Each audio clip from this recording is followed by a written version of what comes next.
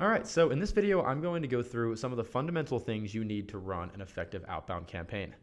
The first thing you're going to need, pretty obviously, is a product or service that you're willing to sell. So if your company has multiple offerings, I highly recommend selecting one of those offerings that you think will be best fit for an outbound campaign, or at least for a pilot campaign.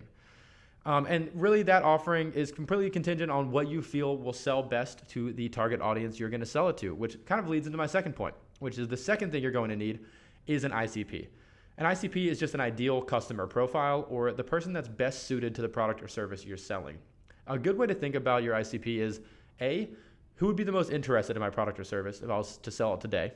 And B, who would get the most value out of my product or service if I was to deploy that product or service to that customer right now?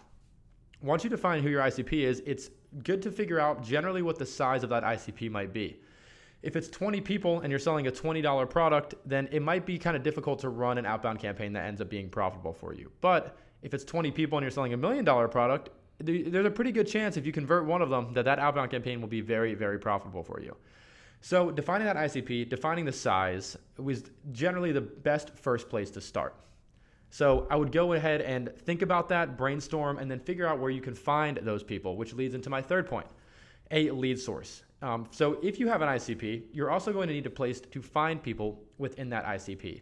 There are some lead sources that are, I'd say, pretty generic or pretty easy to go to find people within specific ICPs, especially in B2B, such as ZoomInfo, Apollo.io, Ocean.io, LinkedIn Sales Navigator, or even Clay's import features. However, having a lead source is very, very important because otherwise you're going to be scraping people one by one, looking them up one by one, putting them to a table one by one. All that manual work is really not worth doing. The fourth thing you're going to need is effective copy. Email copy is just the messaging that we're sending in an effective email campaign. So outbound copy is really whatever channel you're sending to, what are you writing to people? What are you saying to them?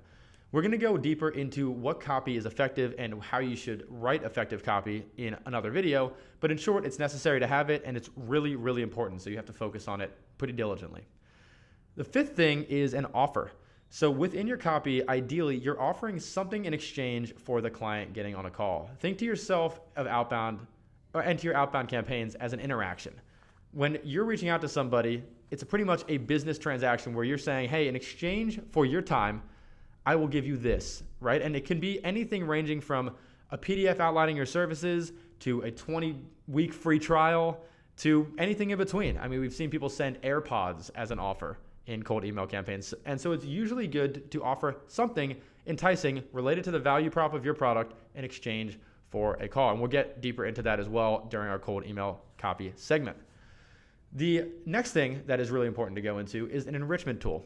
So when you're reaching out to people, sending them a really templated, just blasted email of all the different services that you have, pretty much like a novel that you don't differentiate or personalize at all depending on the prospect, is probably not going to work. You don't want to just blast out the same email to millions of people. The way you can change that is by enriching all of the leads in your ICP.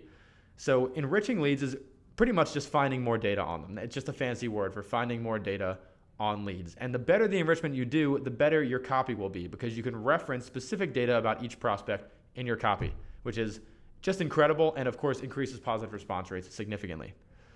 The last thing you will need in order to send out an effective campaign is a way to send the messages. We call this a sequencing tool in the industry, but in short, it's just a tool that allows you to send out messages at scale. When you're doing cold email campaigns, you're not going to send directly from your Gmail account unless it's at a very, very low scale.